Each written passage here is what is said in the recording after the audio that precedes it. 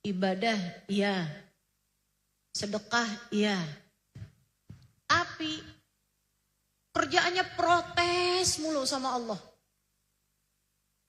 Ya Allah, kenapa saya dikasih sakit padahal saya ini sholat loh ya Allah. Kenapa saya dulu waktu saya maksiat, saya rezekinya gampang. Sekarang giliran saya ibadah, saya sholat, rezeki saya malah susah. Ya Allah, apa saya nggak usah sholat aja? Hatinya nggak punya cinta.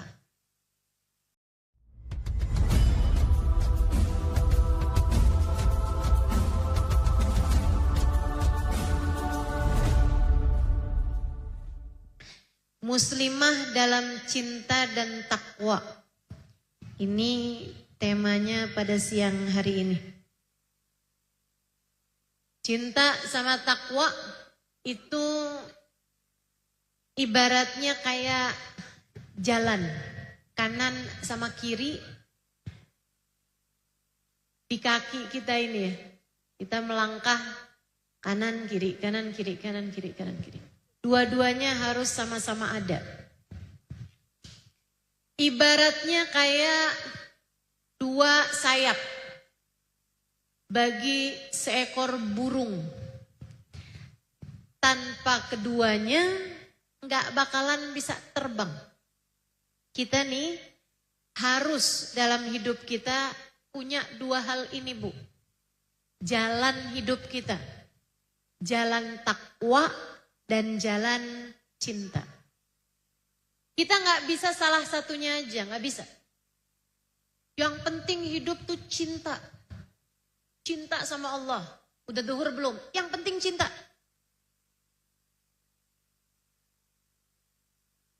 Bulan Ramadan siang-siang ngerujak. Ini bulan Ramadan loh. Yang penting tuh cinta. Nggak bisa begitu. Nggak bisa gitu. Innal muhib liman yuhibbu muti'u. Orang kalau cintanya bener sama yang dicinta dia bakal taat. Cinta itu harus diiringi dengan takwa, dengan ketaatan. Nggak bisa juga takwa doang. Sholat iya, ibadah iya, sedekah iya. Tapi kerjaannya protes mulu sama Allah. Ya Allah, kenapa saya dikasih sakit padahal saya ini sholat loh ya Allah. Kenapa saya dulu waktu saya maksiat, saya rezekinya gampang. Sekarang giliran saya ibadah, saya sholat, rezeki saya malah susah. Ya Allah, apa saya nggak usah sholat aja? Hatinya nggak punya cinta. Cinta kepada yang semestinya dicinta. Atau hatinya nggak punya cinta kepada kekasih Allah Subhanahu wa taala, Sayyiduna Muhammad. Dua-duanya harus kita miliki, teman-teman saudaraku sekalian. Takwa sama cinta. Jenazahnya ngebalik, gak mau ngadep arah kiblat. Dibalikin lagi ke arah kiblat. Ngebalik lagi, berpaling dari arah kiblat. Balikin lagi, kebalik lagi. Terus begitu, diganjel. Ganjel batu, ngebalik batu-batunya. Ganjel kayu, ngebalik sama kayu-kayunya. Ditanyakanlah kepada ulama. Ini gimana nih Syekh kalau kayak gini? Ma arada rabbukum illa bihada fakhallu. Ya udah, Allah maunya kayak begitu, biarin aja. Jadi nggak ngadep kiblat Syekh. Ya habis mau gimana? Biarin aja udah. Nggak ngadep kiblat Bu. Sholatnya 40 tahun di Masjid Nabawi. Syekh, ini artinya apa? Innahu laisa min ahlil kiblah. Berarti orang ini tidak termasuk ahli kiblat. Artinya dianggap tidak muslim di hadapan Allah. 40 tahun Bu, sholat di Masjid Nabawi. Syekh, kenapa kalau kayak gini? Syekh tersebut menjawab, nah kalau urusan sebabnya saya nggak tahu. Silahkan tanya kepada keluarganya. Ditanyakanlah kepada istrinya. Dia bilang, suami kamu nih kayak gimana? Kok bisa-bisanya tiap kali dihadapkan ke arah kiblat ngebalik, gak mau ngadep ke arah kiblat. Dia jawab, suami saya ini orang takwa. Dia jalankan perintah Allah, dia tinggalkan dosa. Dia tanggung jawab sama saya. Dia gak pernah ninggal sholatnya. Bahkan sholatnya di Masjid Nabawi. 40 tahun hidupnya. Dari sejak baliknya sampai meninggal lebih dari 40 tahun. Tapi memang suami saya tiap hari ngiter-ngiter Masjid Nabawi. Tidak pernah sekalipun berziarah ke makam Nabi.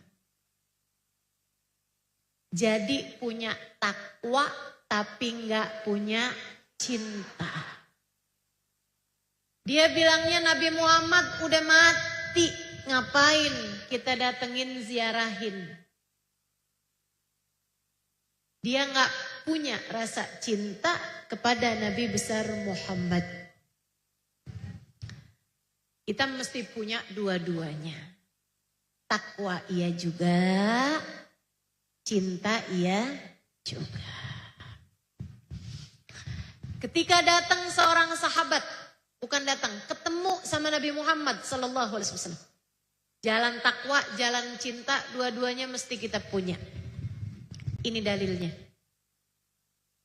Ada seorang sahabat Bu namanya Thauban. Siapa namanya? Ini saya ulangi biar ibu-ibu nanti pulang kalau cerita sambil nyebutin namanya Bu. Seringnya ibu-ibu kalau cerita sama anaknya, nak tadi ustazah cerita, nak ada sahabat Nabi. Namanya siapa Bu? Ada dah pokoknya.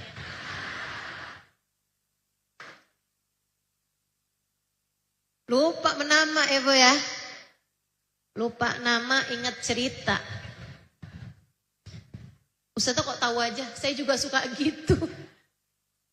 Sama aja. Ini Thauban. Satu waktu Bu, Thauban ini tambah lama kelihatan tambah kurus. Mukanya kelihatan tambah pucet, badannya kelihatan tambah lemah.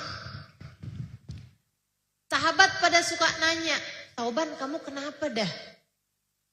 Tambah kurus aja Thauban. Enggak apa-apa. Ini khas perempuan doang, khas perempuan ya. Kalau ditanya sama suaminya, kamu kok lain mukanya, kenapa? Enggak apa-apa. Tapi sebenarnya kamu kenapa? Kamu sakit? Enggak. Terus kenapa? Enggak apa-apa. Habis itu kalau suaminya berhenti nanyain, dasar suami enggak peka.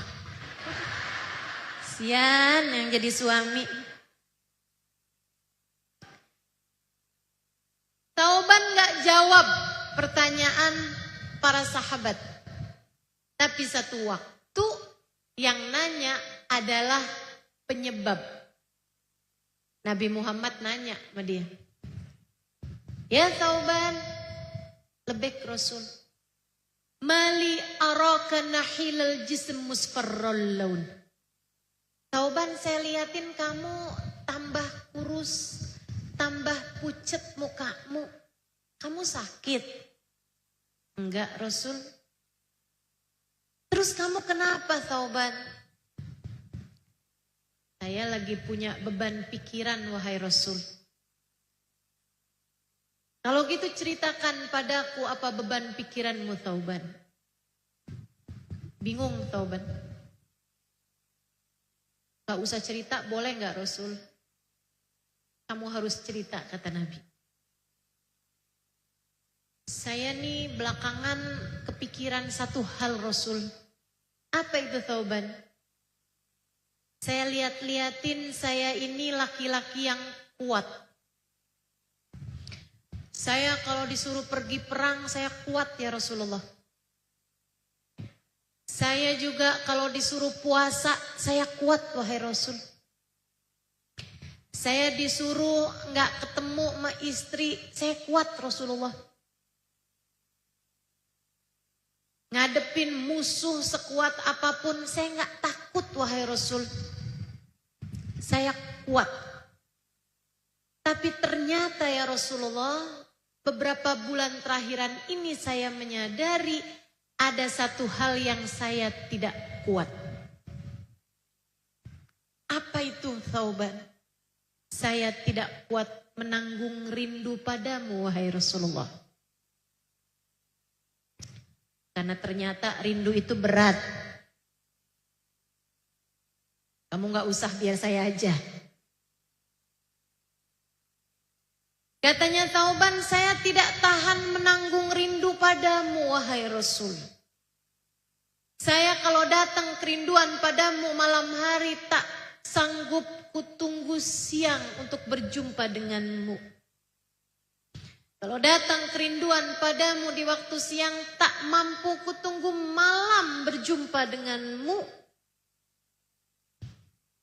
Tapi kan alhamdulillah engkau mudah ditemui wahai Rasul. Engkau mudah dilihat wahai Rasulullah. Tiap waktu sholat engkau mengimami kami sholat. Gampang ketemunya. Kangen udah lihat lagi, alhamdulillah. Kangen lagi, ketemu lagi, alhamdulillah. Yang saya pikirin belakangan urusan akhirat wahai Rasul. Anta Rasulullah wa ana Thauban. Engkau adalah utusan Allah, Rasulullah. Sementara saya hanyalah seorang Thauban. Wahai Rasul, di akhirat nanti engkau pasti Allah kumpulkan bersama Nabi Ibrahim, Nabi Musa, Nabi Adam, Nabi Nuh. Sementara saya yang cuma Thauban wahai Rasul, andai pun Allah ampuni dosa-dosa saya. Dan Allah masukkan saya ke dalam surganya. Surga yang mana untuk saya wahai Rasulullah? Pastilah surgamu tinggi. Sementara saya di surga yang bawah-bawah. Saya tahu Rasul. Surga biar kata emperan enak juga. Tapi apalah nikmatnya surga. Jika di sana kesenangannya sesuatu yang saya tahan tidak mendapatkannya. Dan apalah artinya jika di sana tidak terdapat kesenangan yang saya tidak tahan untuk tidak mendapatkannya. Yaitu berjumpa denganmu wahai Rasul. Apa artinya surga jika saya tidak dapat berjumpa denganmu ya Rasulullah? Urusan makanan saya tahan lapar. Urusan bidadari perempuan saya biasa-biasa aja. Urusan gedung-gedung tinggi, istana-istana mewah saya biasa-biasa aja sama bangunan. Saya ini kan gak tahannya kalau gak berjumpa denganmu wahai Rasul. Apalah artinya surga jika di sana aku tak dapat berjumpa denganmu ya Rasulullah. Bu, Nabi Muhammad diem. Bingung jawabnya. Nabi diem. Kesia. Tapi Nabi gak pernah menjanjikan sesuatu yang di luar kemampuan beliau. Di luar kendali beliau.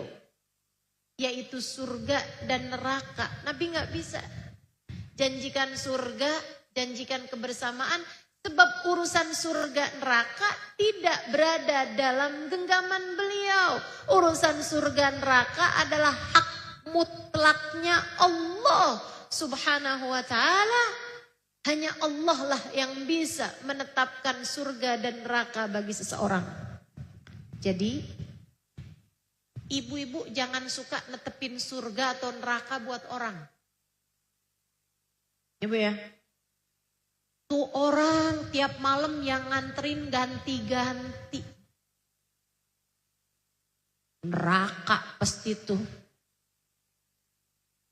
Kali-kali dia naik Gojek, Bu. Tuh perempuan auratnya ngablak mana-mana. Malaikat penjaga neraka kirim salam sama dia. Yakin bener. Saya sebel sama dia. Nanti di hari akhirat saya mau tunggu dia di pintu neraka.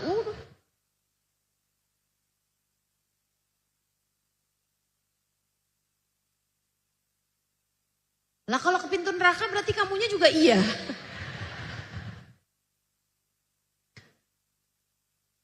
Itu yang suka ngomong begitu ya. Kayak udah diangkat jadi panitia akhirat. Sok-sokan banget.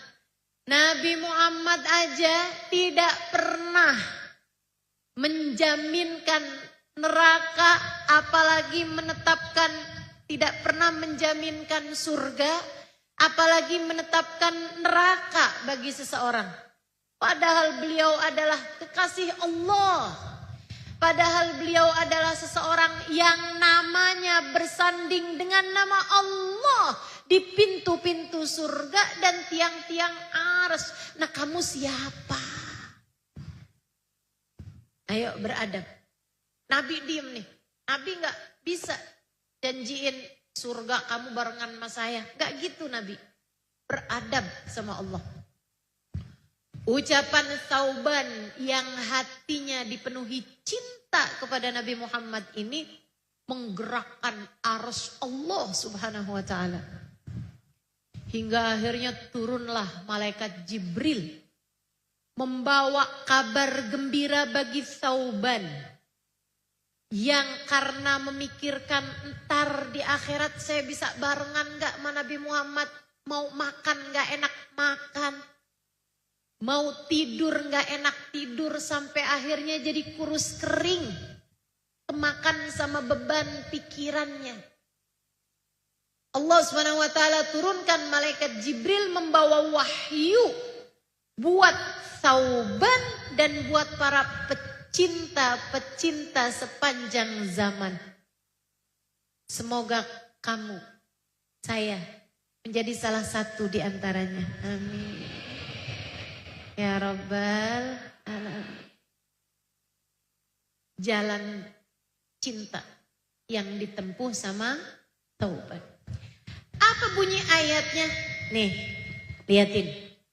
Walaupun ayatnya bercerita tentang cinta. Walaupun Tsauban curhatnya tentang cinta, ayatnya bunyinya begini. A'udzu billahi minasyaitonir rajim. Man yuti'illaha war rasul fa ulaika ma'al ladina an'amallahu 'alaihim minan nabiyyin was-siddiqin wasyuhada'i was-salihin. Hasuna ulaika rafiqa. Dzalikal fadlu minallah. Kata Allah, siapa yang taat, siapa yang takwa kepada Allah, siapa yang mentaati perintah Allah, menjauhi larangan Allah, dia taat kepada Allah war Rasul, dan dia taat kepada Rasulullah. Faulaika ma'alladzina an'amallahu alaihim, akan dikumpulkan dengan orang-orang yang mendapatkan nikmat paling besar di sisi Allah, minan nabiyyin, yaitu para nabi, wasiddiqin, para wali, wasyuhada, para ulama, wassalihin, orang-orang soleh. Artinya, Tsauban, kamu udah punya jalan cinta. Kamu tambahkan jalan takwa. Kamu taat kepada Allah, taat kepada Rasulnya, maka kamu di akhirat nanti akan dikumpulkan sama Nabi Muhammad. Akan dikumpulkan dengan Nabi. Sebab Nabi Muhammadnya bakal kumpul bareng. Nabinya kumpul bareng. Makanya Bu, yang namanya surga itu gak pernah eksklusif. Ibu-ibu kalau mikir saya bakalan masuk surga kelas VIP. Sepian aja dah surganya.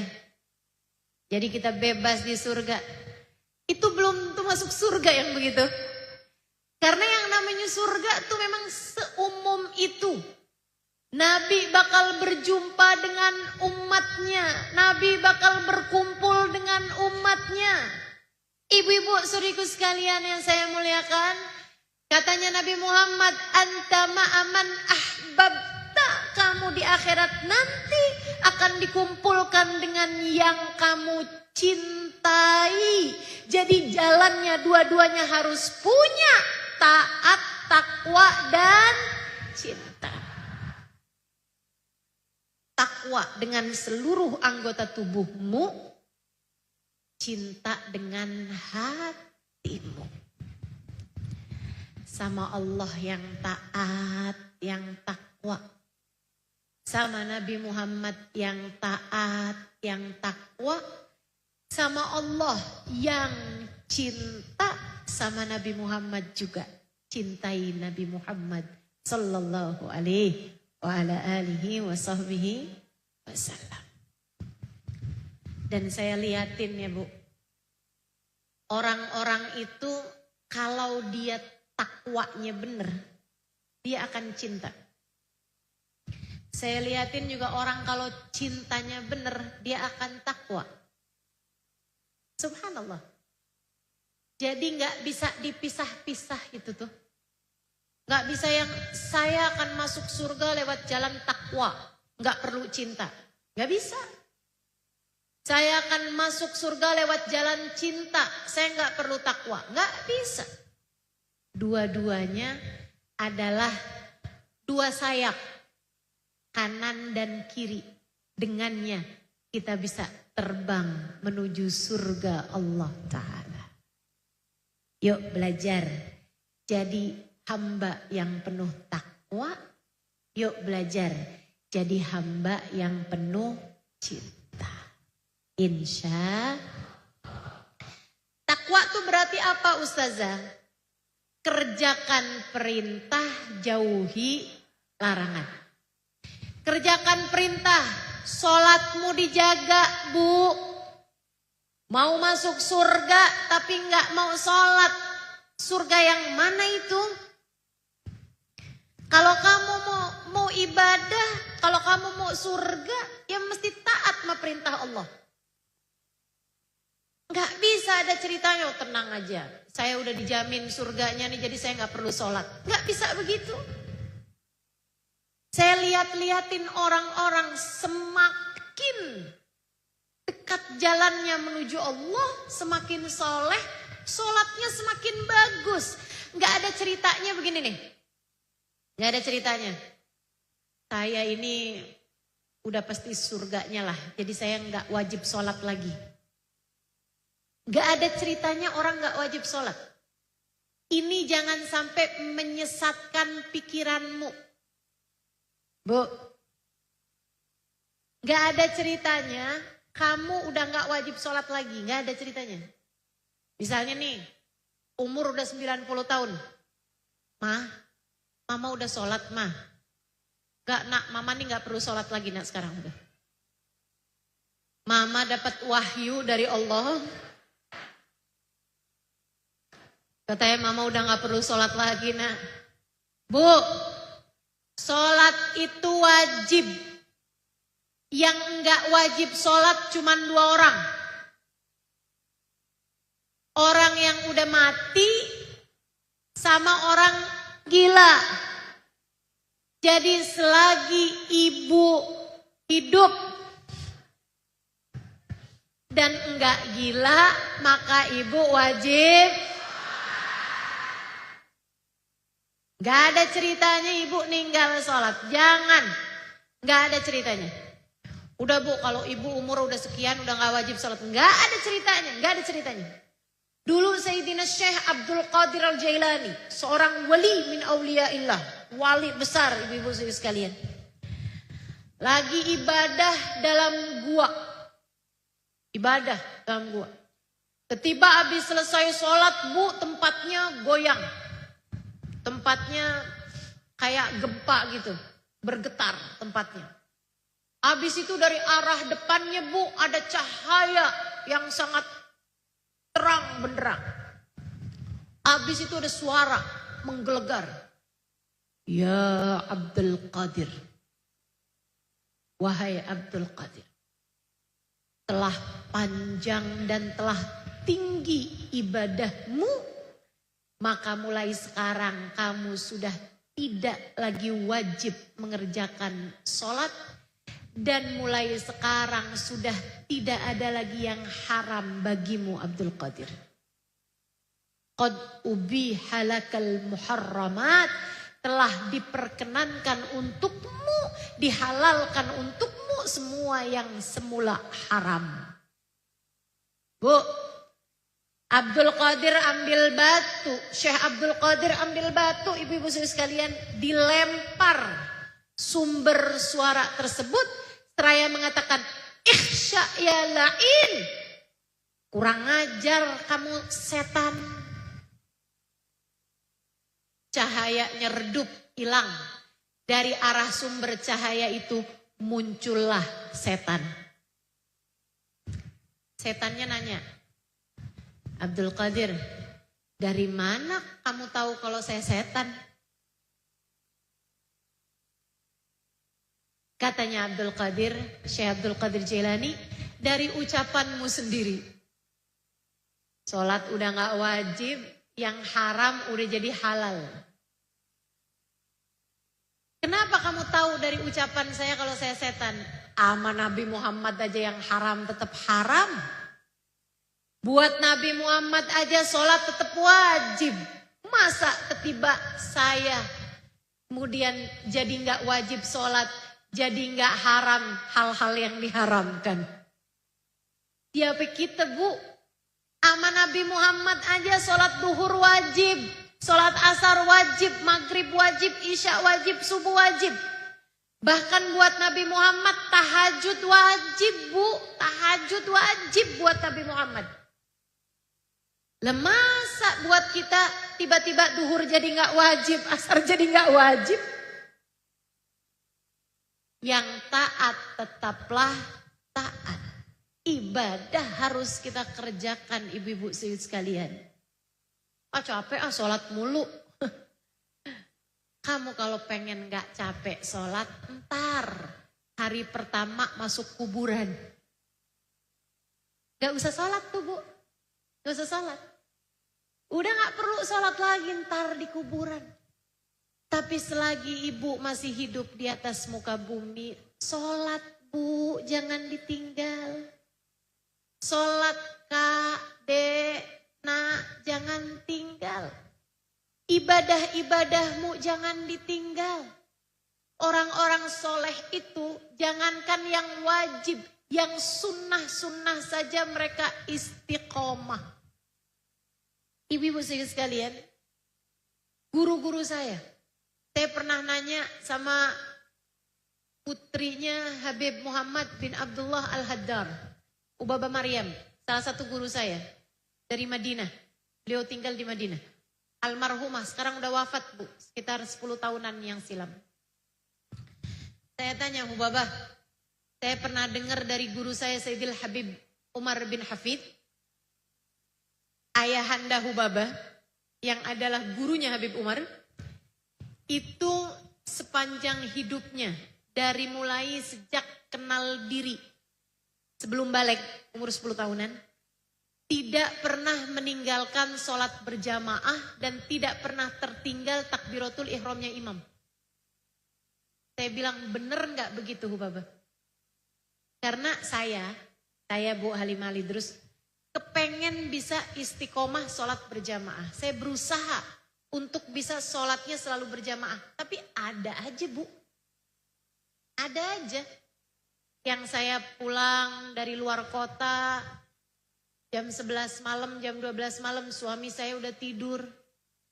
Gak bisa saya minta temenin sholat isya misalnya. Akhirnya mau gak mau saya sholat sendirian. Ada aja gitu. Segitunya saya berusaha untuk sholat berjamaah. Jadi saya heran sama orang yang bisa istiqomah. Saya bilang sama Hubabah, bener gak? Kalau ayahandanya Hubabah lebih dari 50 tahun gak pernah ninggal sholat berjamaah. Dan selalu dapat dari takbiratul ihramnya imam. Gak pernah masbuk. Saya bilang bener gak begitu Hubabah? Kata Hubabah Maryam, kamu heran kenapa Halimah? Itu ayahanda saya sudah meninggal dunia. Habib Zain. Suami beliau, Habib Zain bin Ibrahim bin Smith. Doakan Bu, semoga beliau terus dipanjangkan umurnya. Habib Zain bin Ibrahim bin Smith di Madinah, usia beliau sekarang sudah di atas 90 tahun. Tapi kita masih terus berharap keberkahan dari usia beliau, sehingga masih terus dapat mendoakan dan memberikan keberkahan. Terutama buat kami para murid-muridnya. Katanya Hubabah Maryam, Habib Zain bin Smith Halimah. Sejak saya menikah sama beliau, sudah 50-an tahun Bu menikahnya Bu. Sampai dengan sekarang nih Halimah, tidak pernah ada satu sholat pun yang beliau kerjakan sendirian, selalu berjamaah. Dan sejak saya menikah sama beliau sampai dengan sekarang, tidak ada satu malam pun yang beliau tinggalkan tahajudnya. Itu hamba yang bertakwa. Tiba-tiba ada ibu-ibu nih di Bekasi. Umur udah kepala banyak dah pokoknya. Rambut udah mulain uban-ubanan. Kalau tahajud Bu, sehari semalam tahajud, habis itu libur seminggu. Tahajudnya hanya di akhir-akhir bulan. Ketika kantong mulai menipis, ketika transferan sudah tak tersisa,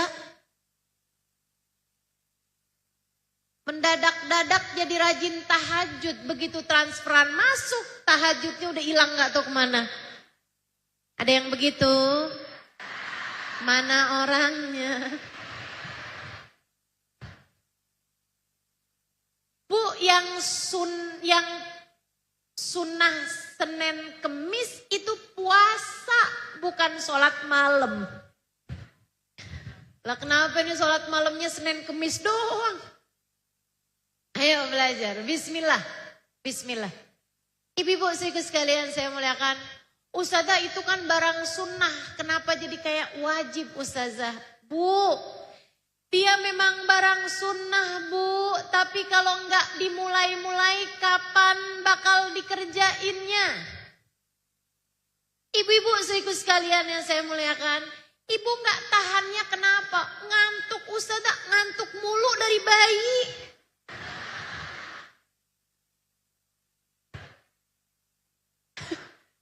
Ibu nggak lihat anak bayi ngantuk mulu? Masa udah segini tua nggak bisa juga sholat tahajud? Malu mah uban. Malu mah uban. Ibu-ibu sekalian yang saya muliakan, Hubabah Zahra, ibunda dari Habib Umar bin Hafid. Guru saya Bu, ibunda beliau. Hubabah Zahra, almarhumah. Al-Maghfur laha. Ibu-ibu sekalian, perempuan sangat solehah. Saya waktu pandemi nulis buku Bidadari Bumi yang kedua. Salah satunya saya masukkan ceritanya Hubabah Zahra. Ibu-ibu sekalian yang saya muliakan, Saya karena nggak tahu banyak cerita tentang beliau, saya kirim surat, kirim WhatsApp. Minta tolong kepada cucu beliau untuk menuliskan cerita-cerita tentang Hubabah Zahra karena saya mau tuliskan di buku Bidadari Bumi. Akhirnya Bu sama cucunya beliau tanya-tanya kepada bibi-bibinya yang adalah putri-putrinya Hubabah Zahra. Ini Ustazah Halimah mau bikin buku salah satunya tentang Hubabah Zahra, ceritain deh gitu. Beberapa putri-putrinya bercerita. Dan inilah salah satu dari ceritanya. Anaknya cerita, putri beliau, Hubabah Zahra dari mulai saya kecil tidak pernah meninggalkan tahajud. Lama sholatnya, tahajudnya lama. Tahajudnya lama Bu. Tapi kan ada banyak juga orang-orang tahajudnya lama. Mudah-mudahan kita menjadi salah satunya. Amin. Istiqomah tahajud. Dari saya kecil katanya putrinya itu Hubabah Zahra gak pernah ninggal. Cuma ada satu malam beliau tertidur terlampau malam dan juga badan beliau sedang kurang sehat sepertinya. Terbangun saat azan subuh. Rumah beliau itu sebelahan masjid Bu. Masjid Muhdar. Beliau kebangun saat azan subuh. Putrinya cerita saya yang ada di situ ketika azan subuh. Saya buka pintu kamar. Hubabah kebangun dengar azan subuh. Hubabah gak bisa bangun dari tempat tidur Bu. Begitu dengar azan, gemeteran lututnya. Ini sekali-sekalinya ninggal tahajud. Lututnya gemeteran. Kayak gak bisa bangun gitu. Gemeteran. Terus beliau bilang, azan al-fajr. Zat azan al-fajr. Itu azan subuh tuh. Azan subuh tuh.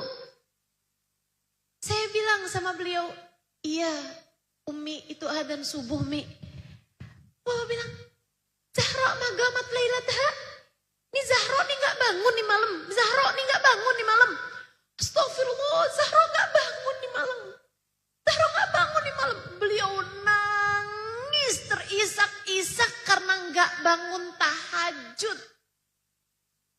Beliau bilang, ya Allah, gak bangun saya di malam. Gak bangun saya di malam. Ya Allah, samihni ya Rab, samihni ya Rab. Ampunin saya Allah, ampunin saya Allah.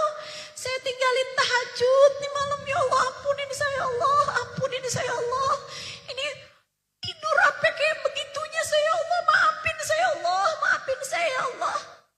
Gemeteran ke kamar mandi tuh sampai tertatah-tatah beliau. Sebelum sholat subuh beliau sholat taubat dulu karena enggak bangun tahajud.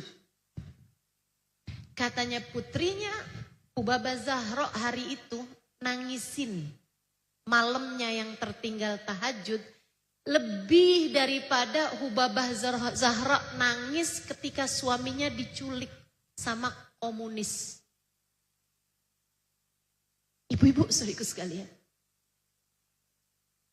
Dapat ujian besar banget, nangisnya segitu-gitu aja. Tapi begitu dapat ujian enggak bangun tahajud, beliau nangis sepanjang hari. Sampai dengan malamnya, tiap ingat, tadi malam saya enggak bangun tahajud, nangis lagi beliau. Ampuni saya Allah, ampuni saya Allah. Saya enggak benar jadi hambamu ya Allah, ampuni saya ya Allah. Maaf ya Allah, maaf ya Allah, maaf. Enggak lagi-lagi ya Allah, maaf ya Allah, maaf ya Allah. Hamba yang bertakwa. Kamu gimana?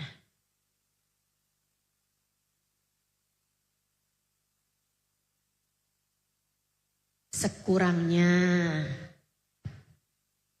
biar kata cuman berapa rakaat, mudah-mudahan mulai rajin bangun malam. Amin. Amin. Amin.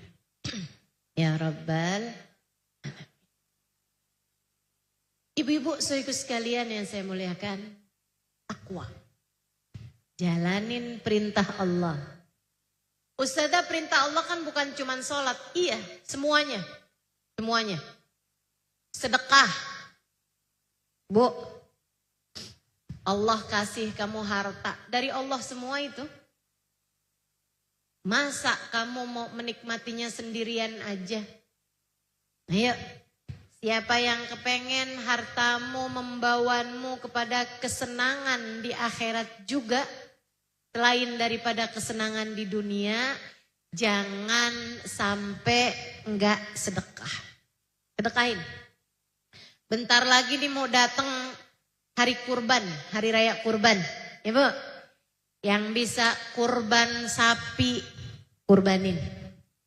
Enggak bisa kurban sapi, kurban kambing, kurbanin.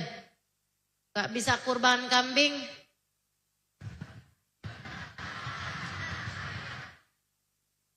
kurban ayam boleh nggak sih Ustazah? Ada yang berpendapat, ada. Salah satunya Ibnu Abbas. Sahabat Nabi Muhammad Sayyidina Ibnu Abbas.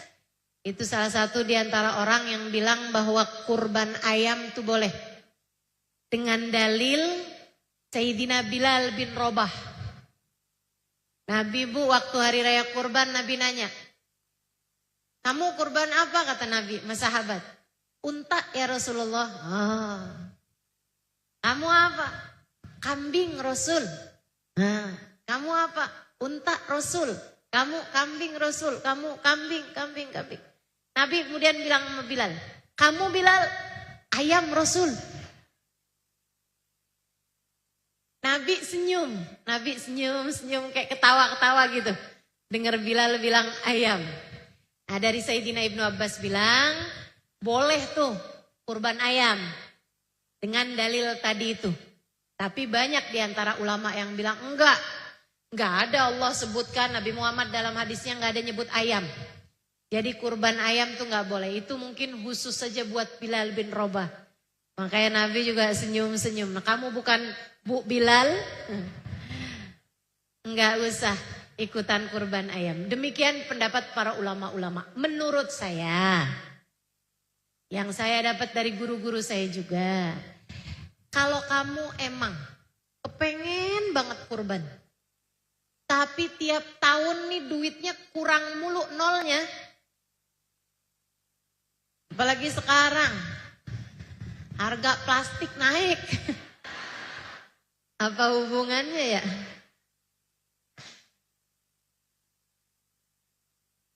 Misalnya gitu. Ustazah pengen kurban tapi nggak bisa kurban Ustazah. Gimana kalau saya belajaran berkurban dengan cara saya kurban ayam? Bolehlah. Cuman saran saya Bu ya, tolong didengerin ini ya. Jangan sepotong-sepotong. Bagi yang kurban ayam jangan naruh di masjid.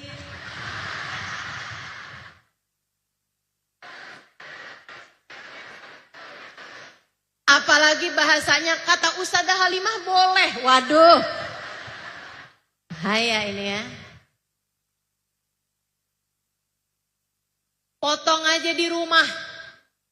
Habis itu dimasak jadiin opor, bagiin ke tetangga barengan sama ketupatnya. Gitu kan?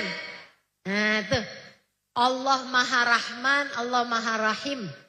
Mudah-mudahan Allah menerima kurban-kurban kita. Amin. Ya Rabbal Alamin. Belajar berbagi. Belajar berbagi. Sedekah. Sedekahin.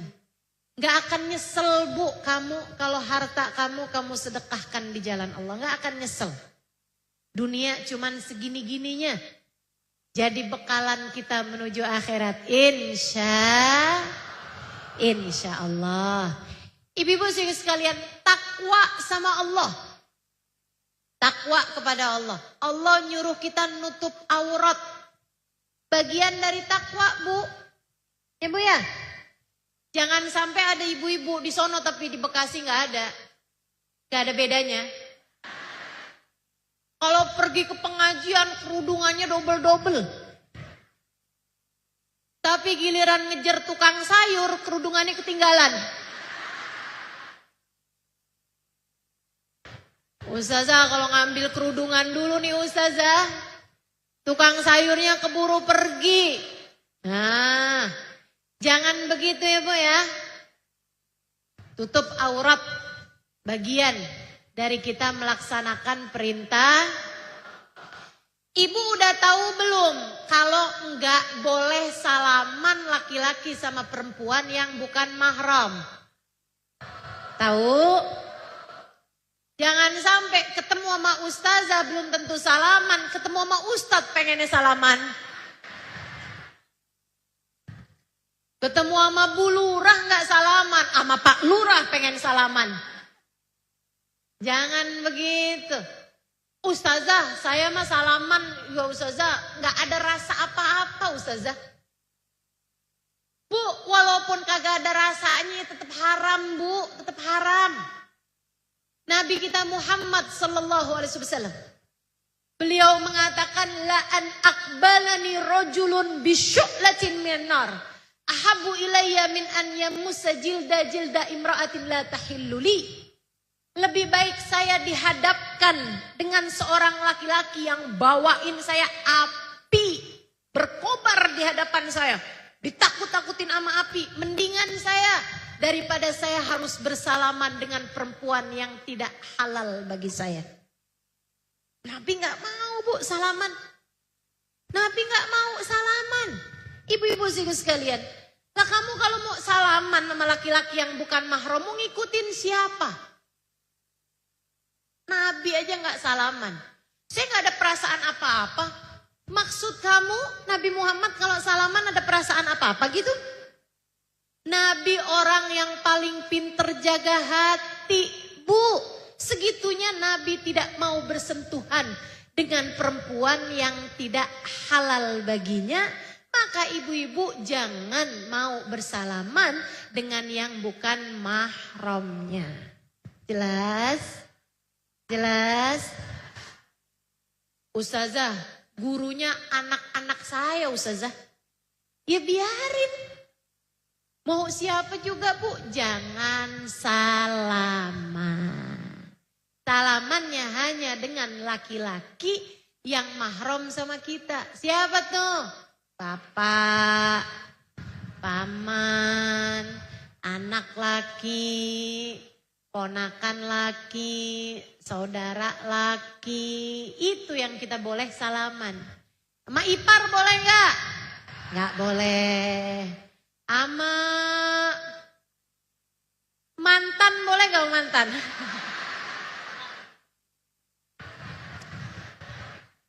Boleh mantan mantu. Nah, mantan mantu boleh Bu. Ya Bu ya. Demikian pula dengan mantan mertua boleh tuh. Tapi kalau mantan suami gak boleh. Ibu-ibu sekalian saya muliakan. Aturan-aturan Allah kita junjung tinggi. Kita junjung tinggi aturan Allah SWT. Hal yang diharamkan lagi nih. Nih, ibu-ibu saya tahu juga hukumnya haram sih. Tapi ibu-ibu banyak yang ngerjain. Apa tuh Ustazah? Utang riba. Utang riba. Yang berbunga. Ya Bu ya? Apalagi yang banyak menyesatkan perempuan-perempuan zaman sekarang. Cuman tinggal kirimin KTP doang. Namanya pinjol. Bu, kamu pikir itu gak haram? Haram. Seharam-haramnya. Itu haram ibu-ibu sekalian. Abisnya gimana Ustazah? Kalau enggak kan saya gak kebeli beras. Bohong. Bohong. Bu, sesedikit apapun uangmu cukup buat makan. Cukup buat makan. Sebanyak apapun uangmu gak akan cukup untuk membiayai gaya hidupmu. Ibu, kalau untuk urusan makanmu Bu, gak usah pakai hutang riba. Allah bakalan kasih rezekinya. Percaya saya. Ya kecuali kalau kamu mau makannya di restoran bintang 5. Kalau untuk sekedar makan pengganjal lapar, Allah bakalan sampaikan rezekinya kepadamu. Tapi kalau urusannya untuk bergaya-gaya, bermewah-mewah, apalagi urusannya saya mau mantu nih, saya mau ngawinin anak saya, mau ngasih makan orang, cateringnya yang bagus, yang mahal, gak ada duitnya, akhirnya pinjol. Ibu-ibu saudaraku sekalian, hukumnya apa Ustazah? Haram. Hukumnya adalah haram. Pakai riba. Katanya Nabi Muhammad SAW, la'anallah akilur riba wa mukilah wa katiba wa syahidah. Allah melaknat orang yang makan dari uang riba, yang dikasih makan atau berhutang dengan uang riba, yang nyatet ataupun saksinya, semuanya dilaknat sama Allah Subhanahu wa ta'ala. Hati-hati, syariat agama Allah kita harus junjung tinggi. Jangan sampai gara-gara gak tahan sama godaan-godaan dunia, akhirnya kita meninggalkan aturan-aturan Allah Ta'ala. Yang taat jadi hambanya Allah, yang takwa jadi hambanya Allah Subhanahu wa Ta'ala. Nah, selain taat, ibu juga harus punya cinta. Cintanya kepada siapa Ustazah? Kepada Allah nomor 1. Yang cinta sama Allah. Saya cinta Ustazah sama Allah. Dikasih sakit tetap cinta. Dikasih sulit tetap cinta.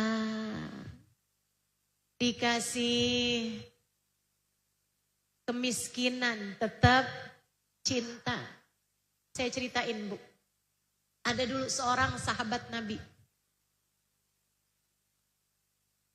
Kalau habis selesai salam sholat, dia langsung keluar sholat subuh. Habis selesai sholat subuh dan sholat-sholat yang lain-lain Bu.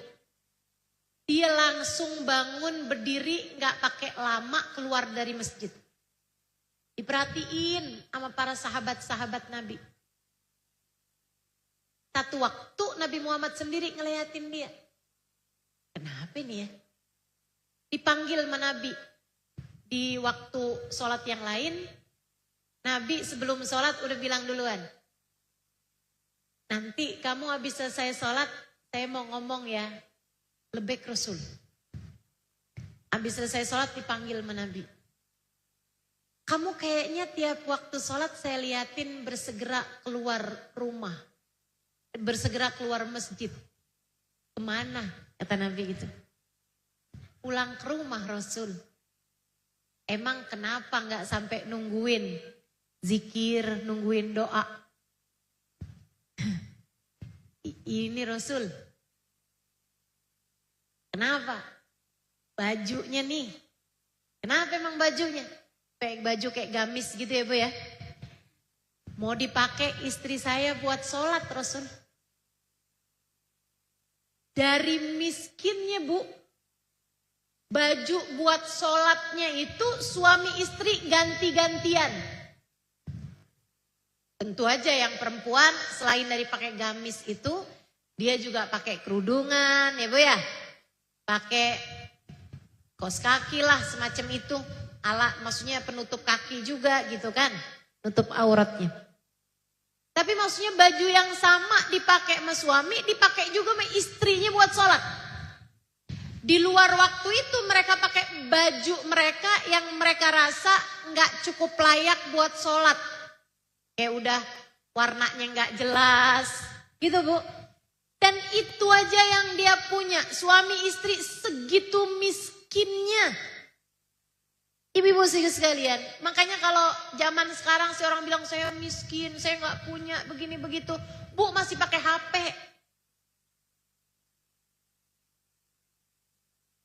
Saya gak punya Ustazah begini begitu, tolonglah transferin Ustazah. Tapi dia mintanya pakai WhatsApp.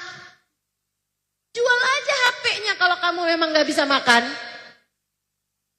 Betul? sahabat dulu Bu, kalau miskin beneran miskin. Bu, Nabi gak tega akhirnya. Hari itu juga Bu, Nabi Muhammad kasih bajunya.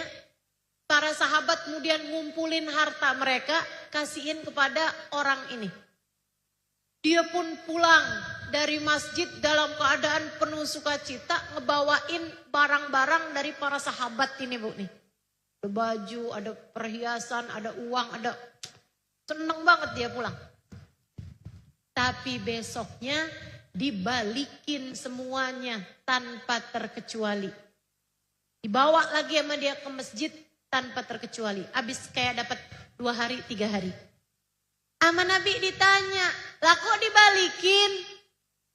Rasul, balikin aja ya Rasul. Kenapa kata Nabi? Ini nih Rasul, saya sama istri itu tiap pagi membaca zikir yang kau ajarkan kepada kami. Yang mana kata Nabi? Raditu billahi rabba wa bil islami dina wa bi Muhammadin sallallahu alaihi wasallam nabiyan wa rasulah. Ya Allah, aku ridha Engkau Tuhan kami. Ya Allah, aku ridha dengan apapun yang Kau berikan pada kami. Saya ridha ya Allah, Islam sebagai agama kami. Saya ridha Nabi Muhammad utusanmu untuk kami. Rasul, tiap hari saya baca dikiran tersebut sambil senyum. Saya bilang makasih ya Allah. Apapun yang Kau tetapkan yang terbaik darimu ya Allah. Saya ridha, saya terima dibuat miskin kayak begini. Alhamdulillah. Makasih ya Allah. Alhamdulillah, makasih ya Allah. Sampai hari di mana Engkau memberikan banyak barang untuk kami. Saya bacanya seperti membohongi diri sendiri. Saya bacanya sama istri nggak lagi bisa senyum ya Rasulullah. Saya kayak bilang, kalau kamu ridho nggak bakalan sampai para sahabat-sahabat mengirimkan bantuannya kepadamu.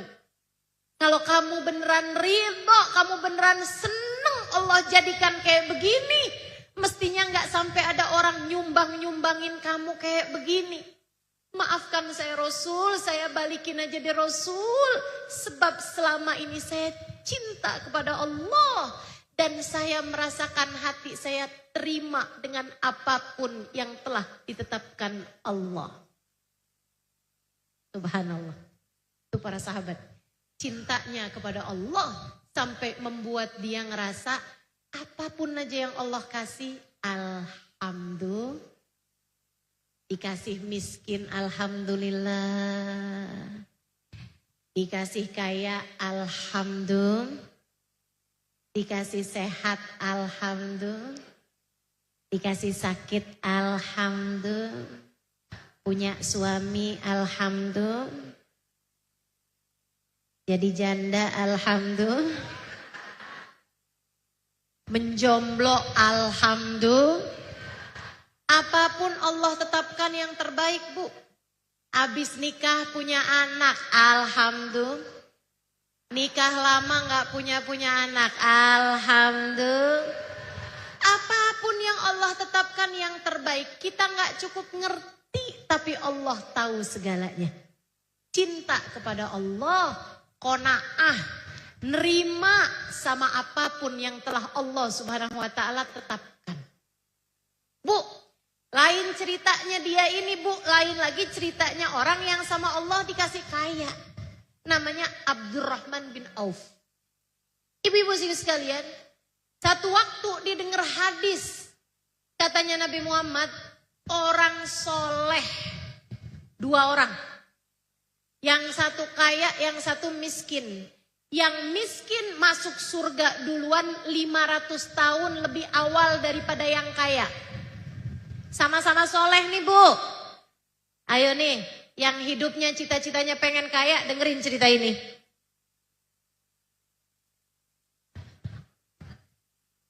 Habis itu ditanyain, ibu-ibu cita-citanya apa? Kaya Ustazah. Tetep aja ya.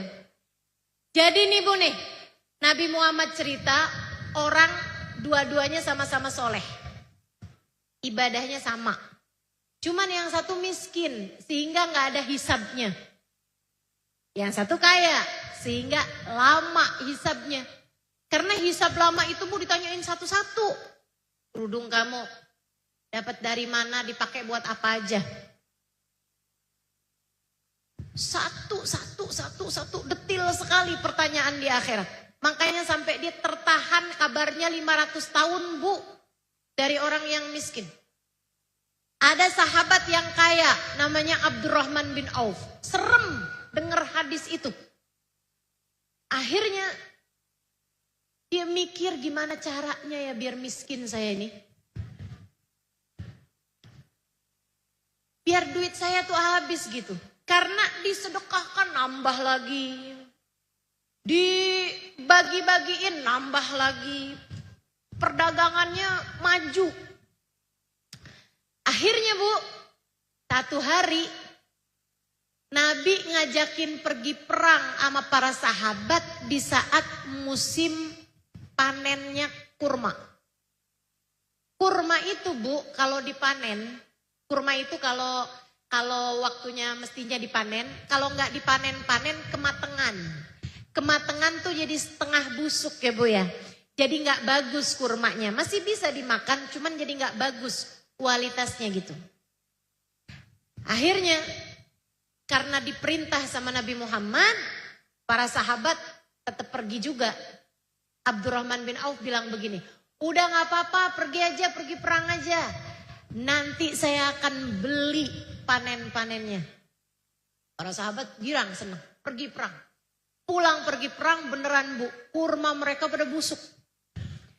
Sama Abdurrahman bin Auf duitnya banyak nih. Dia pengumuman, yang punya kurma busuk jual ke saya akan beli seharga kurma bagus. Maksudnya Abdurrahman bin Auf jadi dapat pahala sedekah dan duit dia habis. Duit dia habis, dia jadi miskin. Dia kepengen banget buat jadi orang miskin. Ibu-ibu saudaraku sekalian, biar dia bilang biar hisab saya gak kepanjangan. Bu, orang semua berbondong-bondong menjual kurma busuk mereka kepada Abdurrahman bin Auf. Dibeli sama Abdurrahman bin Auf seharga kurma bagus. Habislah duitnya Abdurrahman bin Auf Bu. Dengan sekarang dia punya segudang penuh kurma busuk. Miskin dah saya, alhamdulillah. Aneh-aneh ya, kisah-kisah para sahabat nih. Makanya saya sering baca, sering dengerin kisah para sahabat begitu tuh Bu tuh. Pembelajaran dalam hidup. Cara buat jadi hamba Allah SWT yang soleh-solehah tuh kayak gimana gitu. Seneng nih Bu Abdurrahman bin Auf. Seneng banget. Gak lama ibu-ibu sekalian. Datang utusannya Raja Najasyi. Rajanya Habasyah. Dia bilang madep kepada Nabi Muhammad. Dia bilang, ya Rasulullah, di kampung kami, di negeri kami di Habasyah sana ya Rasulullah, lagi ada wabah penyakit. Dokternya bilang ini bisa sembuhnya pakai kurma busuk.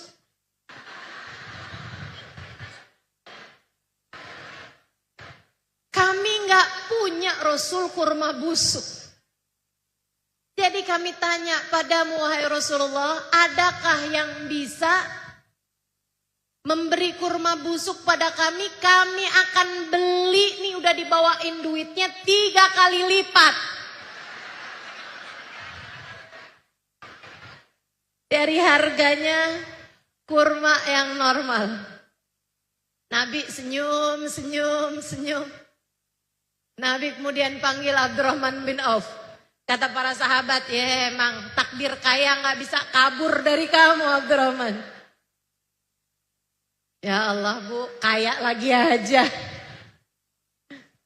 Subhanallah. Itu ibu-ibu saudaraku sekalian, ridho. Dijadikan apapun ridho. Makanya di saat ibu-ibu lagi apa aja kondisinya, yang cinta sama Allah dengan cara ridholah sama keputusan-keputusan Allah. Udah Bu, Allah tahu yang terbaik di saat kita kadang-kadang gak cukup tahu. Bu, dijadikan apa aja alhamdulillah. Ridho sama Allah. Cinta sama Allah artinya kamu mencintai hamba-hamba yang mulia di sisi Allah. Terutamanya manusia paling mulia bagindamu Nabi besar Muhammad. Yang cinta sama Nabi Muhammad Bu. Yang sayang sama Nabi Muhammad deh. Belajar buat rindu sama Nabi Muhammad Kak. Itu menurut saya salah satu anugerah terbesar dalam kehidupan saya. Di mana Allah menjadikan saya sebagai umatnya Nabi Muhammad sallallahu alaihi wasallam. Bu, kalau ada orang bilang begini sama ibu. Kamu tahu enggak? Saya tuh sayang banget sama kamu. Tiap malam saya tahajud. Tiap habis tahajud saya doakan kamu. Sebelum saya mendoakan diri saya sendiri. Bagaimana menurutmu orang itu? Beneran sayang apa gak sayang? Sayang. Kamu bisa bales apa orang itu? Ibu-ibu saudara sekalian, itu yang sudah dilakukan Nabi Muhammad sallallahu alaihi wasallam di masa hidupnya. Ibu harus tahu, Nabi Muhammad dulu Bu waktu hidup, beliau tahu beliau dicinta sama Allah. Tapi segitunya tiap malam sholat malamnya sampai bengkak telapak kakinya. Habis selesai sholat malam Bu doa dengan linangan air mata. Bahkan terkadang dengan dada yang naik turun. Dengan suara sesenggrukan. Sayyidina Bilal bin Rabah bercerita, Nabi kalau lagi doa di sepertiga malam terakhir, saya mendengar dari dada Nabi Muhammad, saut kaghalawayanil ma, suara seperti suara air mendidih. Dari dada Nabi Muhammad sallallahu alaihi wasallam. Linangan air mata. Dada naik turun, suara parau dan dengan suara seperti suara air mendidih beliau berdoa untuk siapa kalau bukan untuk kita umatnya. Apa doanya Nabi? Ya Allah ampunin umat saya, Allah ampunin umat saya. Sayangi umat saya Allah, tolongin umat saya Allah, selamatin umat saya Allah. Ampunin umat saya Allah, ampunin umat saya. Ibu-ibu saudariku sekalian yang saya muliakan, sayangnya sama kamu luar biasa. Makanya Bu, ibu-ibu yang lagi punya hajat, misalnya ngedoain anak saya bandel banget Ustazah. Cobain kalau tahajud, tagih sama Allah doanya Nabi Muhammad sallallahu alaihi wasallam. Cobain.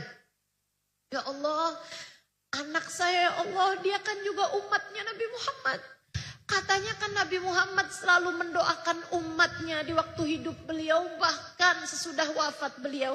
Ya Allah, anak saya kan umatnya Nabi Muhammad, selamatin anak saya ya Allah, selamatin anak saya. Dengan berkat doanya Nabi Muhammad. Ijabahkan doa Nabi Muhammad untuk anak saya ya Allah. Ijabahkan doa Nabi Muhammad untuk anak saya. Minta sama Allah. Kita nih alhamdulillah jadi umat yang disayang sama nabinya. Ibu-ibu sekalian, bahkan kalau kamu doain suamimu. Suami saya Ustazah, bandelnya gak habis-habis. Doain, tagih. Suamimu kan juga umatnya Nabi Muhammad sallallahu alaihi wasallam. Atau kalau kamu lihat, ya Allah saya nih udah setua ini, bandel gak selesai-selesai. Ayo coba tuh. Ya Allah, saya kan umatnya Nabi Muhammad ya Allah. Tolongin saya ya Allah. Ampuni dosa-dosa saya ya Allah. Bimbing saya ke jalan-Mu ya Allah. Jangan biarkan saya terjerumus dosa-dosa ya Allah. Bukankah kabarnya Nabi Muhammad selalu mendoakan saya umatnya. Ya Allah, kabulkan doa Nabi Muhammad untuk saya.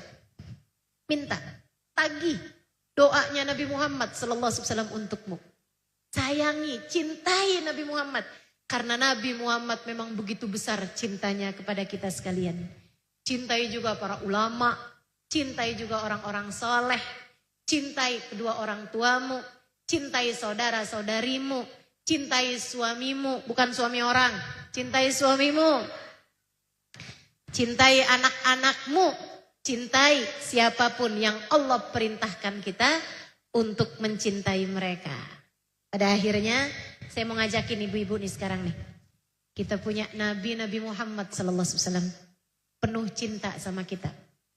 Kita hidup takwa sama cinta. Berbekal dengan keduanya, salah satunya buat dapat cintanya Nabi Muhammad dan buat dapat kita semakin cinta sama Nabi Muhammad. Yuk kita baca sholawat pada Nabi Muhammad. Yang masih pada punya air boleh dibuka airnya. Yang gak punya air jangan ngambil air tetangganya. Kita mau sholawatan. Kita mau baca sholawat Tibbil Qulub 8 kali. Kita meminta sama Allah. Mudah-mudahan Allah sembuhkan yang sedang sakit di antara kita. Allah mudahkan yang sedang dalam kesulitan di antara kita. Allah bukakan pintu rahmatnya buat kita sekalian. Mudah-mudahan Allah Subhanahu wa taala menjadikan kita wanita yang istiqomah. Wanita yang hidup di jalan takwa. Wanita yang hatinya penuh cinta. Kita meminta pada Allah Subhanahu wa taala. Mudah-mudahan Allah berkenan melihat diri-diri kita dengan pandangan kasih sayangnya. Mengampuni dosa-dosa kita. Menutupi aib-aib kita. Menuntun jalan kehidupan kita. Semoga Allah Subhanahu wa taala berkenan membimbing kita untuk kita menjadi hambanya yang solehah. Semoga Allah berkenan untuk menyembuhkan penyakit-penyakit hati kita. Yang hatinya ada penyakit iri, dengki, semoga Allah sembuhkan. Yang hatinya penuh dengan kebencian, semoga Allah sembuhkan. Yang hatinya penuh dengan kesombongan, semoga Allah sembuhkan. Yang hatinya penuh dengan rasa cinta dan ambisi terhadap dunia, semoga Allah sembuhkan. Yang hatinya dipenuhi dengan cinta terhadap harta, semoga Allah sembuhkan. Yang hatinya mencintai yang tidak semestinya dicintai, semoga Allah sembuhkan. Yang hatinya dipenjara dengan kecemburuan, semoga Allah sembuhkan hatimu. Yang hatinya sedang tenggelam dalam dosa-dosa, semoga Allah sembuhkan. Semoga Allah angkat dan jadikan hatinya tak lagi tertarik dengan dosa-dosa. Yang hatinya sedang terjebak mencintai yang salah, semoga Allah selamatkan hatimu. Kita meminta sama Allah Subhanahu wa taala. Zahir batin kita semoga Allah sehatkan semuanya. Ma min ayyam al-amalus salih ahabbu ilallah min asyar dzulhijjah. Tidak ada hari di mana amal soleh lebih Allah sukai daripada 10 hari pertama dari bulan Dzulhijjah. Kita sekarang ada di antara hari-hari tersebut. Hari-hari di mana Allah menyukai amal soleh pada hari ini. Termasuk di antara amal soleh itu adalah majelis ilmu. Termasuk di antara amal soleh itu adalah doa. Termasuk di antara amal soleh itu adalah solawat.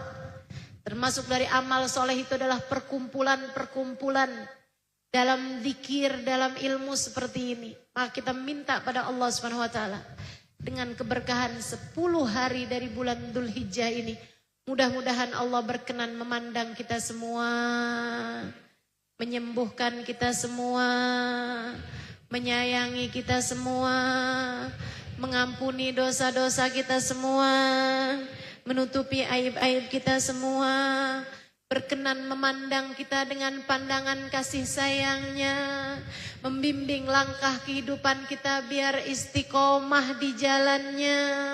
Apabila datang ajal menjemput kita, dimatikan kita dalam husnul khatimah. Wa man nadhara ilaihillah bi'ain rahmatih lam yu'adzibhu abadan.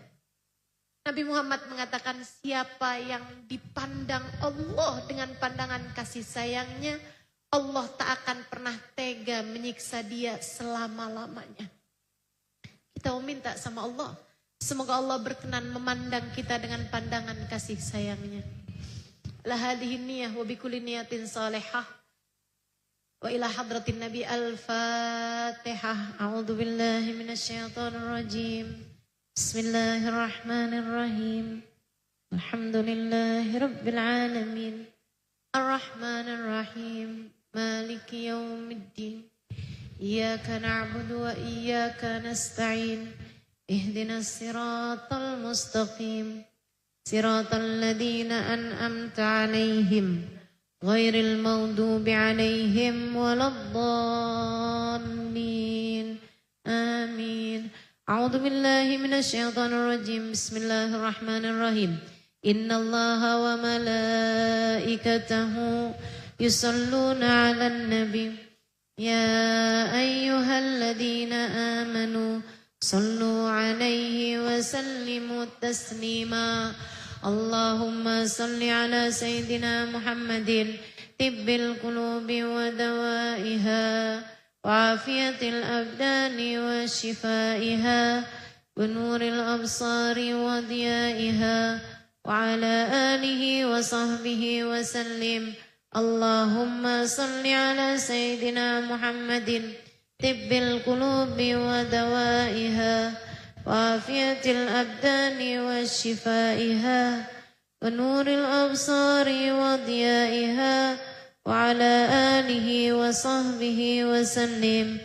اللهم صل على سيدنا محمد طب القلوب ودوائها وعافية الأبدان وشفائها ونور الأبصار وضيائها وعلى آله وصحبه وسلم. اللهم صل على سيدنا محمد طب القلوب ودوائها وعافية الأبدان وشفائها ونور الأبصار وضيائها وعلى آله وصحبه وسلم.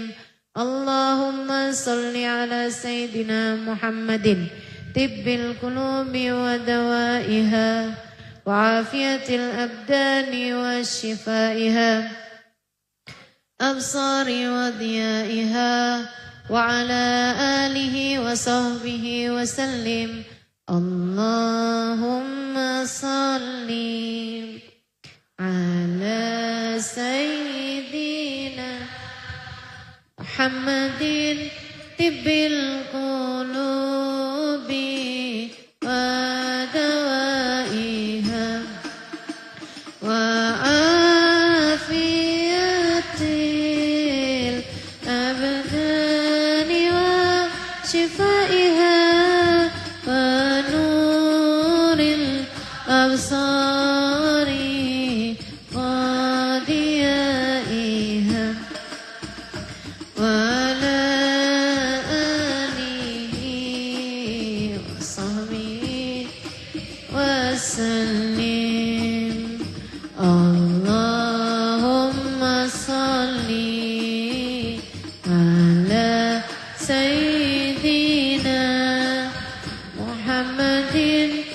بالقلوب